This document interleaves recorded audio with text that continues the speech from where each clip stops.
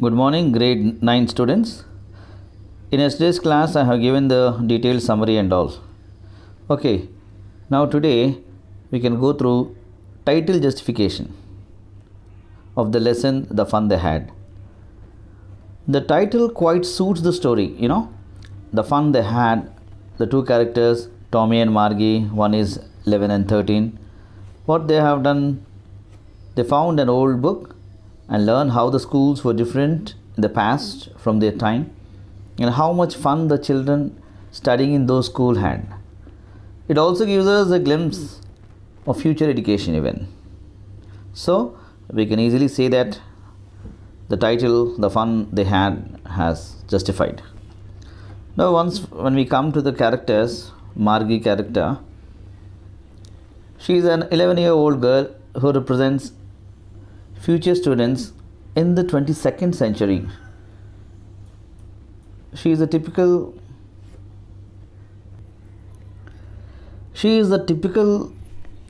young girl who dislikes school, which is highly personalized and includes a television and a mechanical teacher. Do you know what is mechanical teacher? Nothing but yesterday we have discussed in our class. Robo. She studies in the comfort of her home.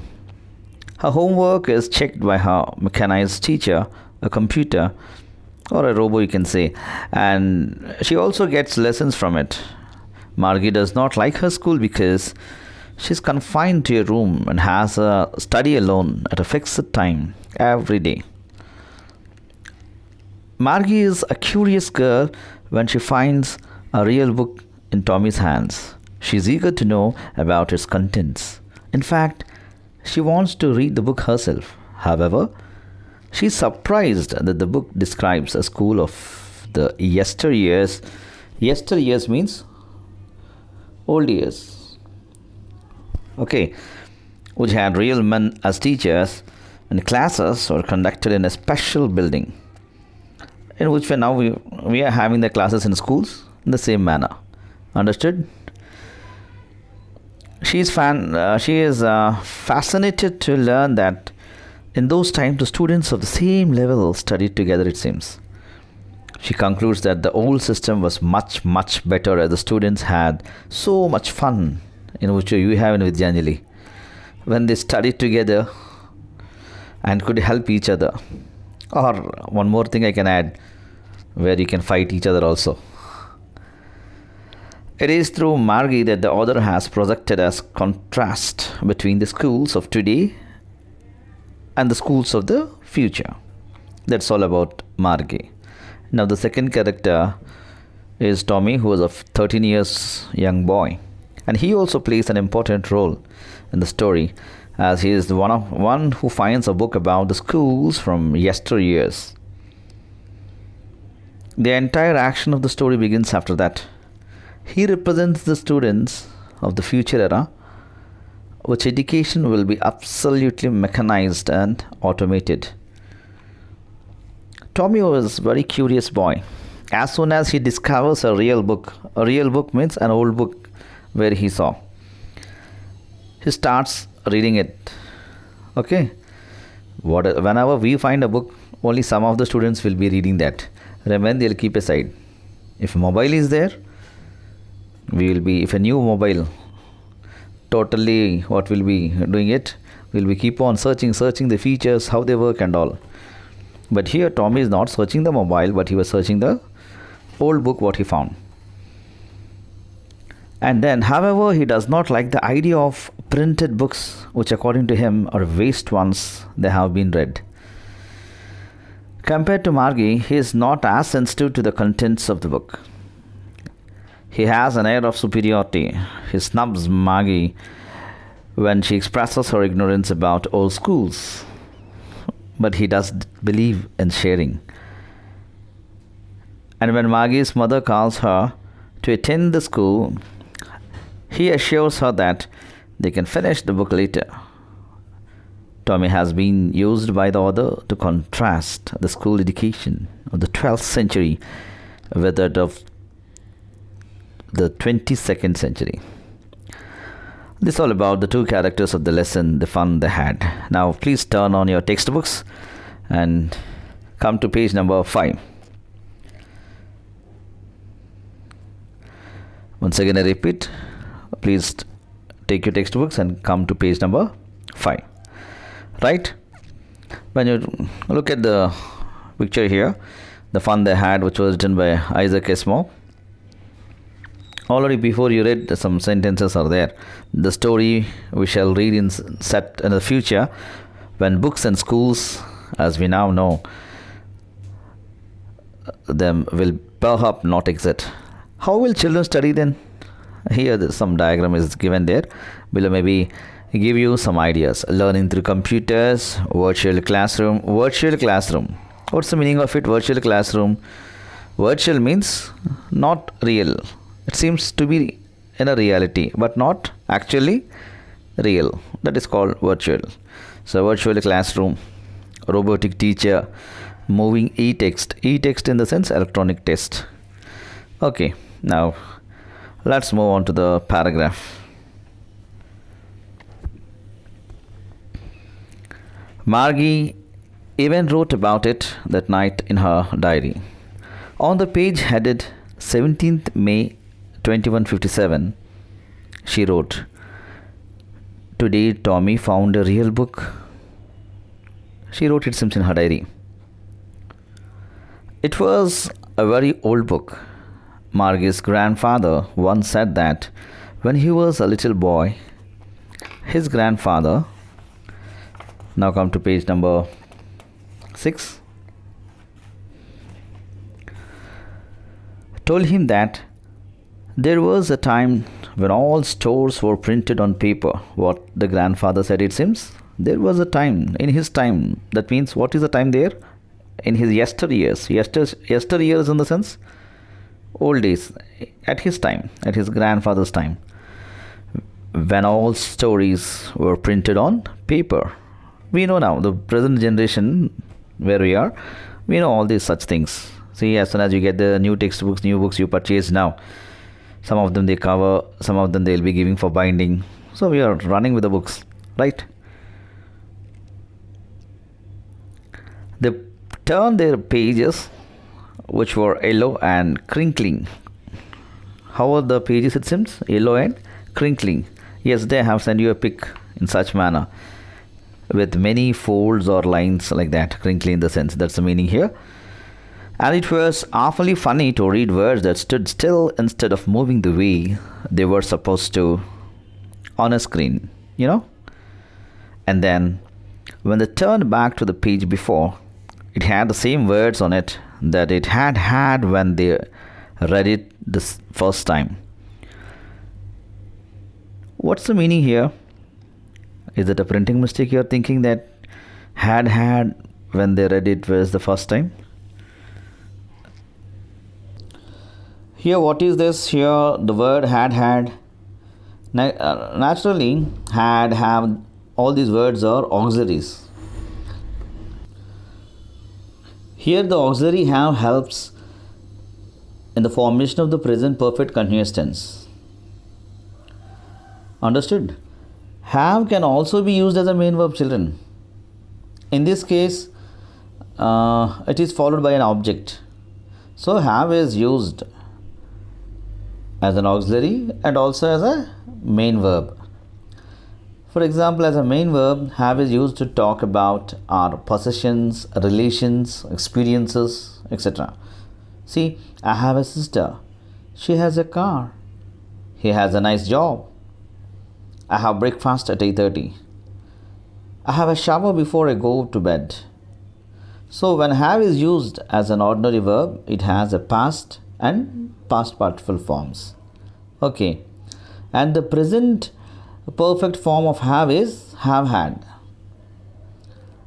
And the past perfect form of have is had. Like had plus past participle form of the have itself. Okay. Now, the past perfect tense is used when we are talking about the past and want to refer back to an earlier past time. For this also, I'll take the examples. She felt marvelous after she had a good night's sleep. They dismissed him before he had had a chance to apologize. So there is no wrong that had once I have experience. One student immediately he got up from the bench and sir, it has printed here 2 times had, they said. It's all just out of ignorance. Now this is the practical thing. Had is past perfect form of have. Clear? Now come to the concept of the lesson going on here. What's going on here?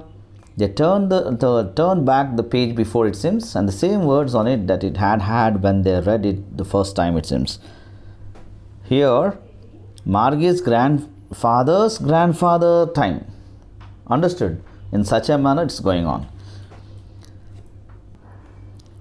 Now let's move on to the second paragraph of page 6. Gee, said Tommy. What a waste. When you are through with the book, you just throw it away, I guess. Our television screen must have had 1,000,000 books on it, and it's good for plenty more. I wouldn't throw it away. Same with mine, said Margie. She was 11 and hadn't seen as many telebooks as Tommy had. Telebooks means electronic books. Okay, as Tommy had. He was 13. Already we have discussed about their ages yesterday also. She said, where did you find it? In my house. He pointed without looking because he was busy reading in the attic. Attic means, if you come to the right column, in the middle of the same page in your textbook, it was there the meaning. Attic, a space just below the roof, used as a storeroom. What's it about? School. They asked, what's the book about? The answer come out, what is that? School. In the third paragraph, it goes on like Margie was scornful. Scornful means contemptuous, showing you think something as worthless. Getting full language. School? What's there to write about school? I hate school. Margie always hated school, but now she hated it more than ever. The mechanical teacher had been giving her test after test in geography, and she had been doing worse and worse until her mother had shaken her head sorrowfully and sent for the country inspector. What is this country inspector? Don't get worried. When you come to the fourth paragraph, the meaning itself is there in the first line. Okay, see that in the fourth paragraph. Who was the country inspector? A round little man with a red face and a whole box of tools with dials and wires. He smiled at Margie and gave her an apple, then looked the teacher apart. Margie had hoped he wouldn't know how to put it together again, but he knew how all right, and after an hour or so, there it was again, large and black and ugly, with a big screen on which all the lessons were shown and the questions were asked. That wasn't so bad. The part Margie hated most was the slot where she had to put homework and test papers. She always had to write them out in a punch code they made her learn when she was 6 years old, and the mechanical teacher calculated the marks in no time. Okay, what happened here? She was so scornful, and she hates school. Margie hates school very much. In the meanwhile, the country inspector came. He entered with toolbox. Okay, like hardware engineer we can say. The country inspector in the sense. Okay, hardware engineer nowadays. With dials and wires it seems. And what happened? He came, smiled at Margie, and given her an apple, and then took the teacher apart. Automatically, what happened? With a large big screen on which all the lessons were shown and the questions were going on this electronic screen there. But that wasn't so bad. But Margie hated most all this putting homeworks, test papers, so all these things. Now, like in which way? Now, when we are giving homeworks, maybe some of you putting in a lopsided face. Okay. She always had to write them out in a punch code, it seems. They made her learn in such a manner. What the slot here? A given space or time or position. The meaning is given there itself. And then the mechanical teacher calculated the marks in no time. Marks in no time. So we have completed the first 4 paragraphs and also the title justification, characterization of Tommy and also Margie, and then we completed the first 4 paragraphs. Tomorrow I can continue the remaining lesson. Up to now, what I want you to do is go through the lesson once again and summarize up to 4 paragraphs, and then find out some meanings for some words, like what about grandfather's issue, what he has said, and what about the real book here, and the word ghee, what does it mean, what waste, why Tommy says why it is waste. Okay, I need the situations. It helps you for passage questions. Okay, and what are telebooks, and why Margie is scornful. So each paragraph you make you frame 2 questions and answer. So your homework is, it's very clear. From each paragraph, up to 4 we completed now. From each paragraph you frame 2 questions and write the answers. Right? That's all for today. We can meet in the next class. Thank you. Have a good day.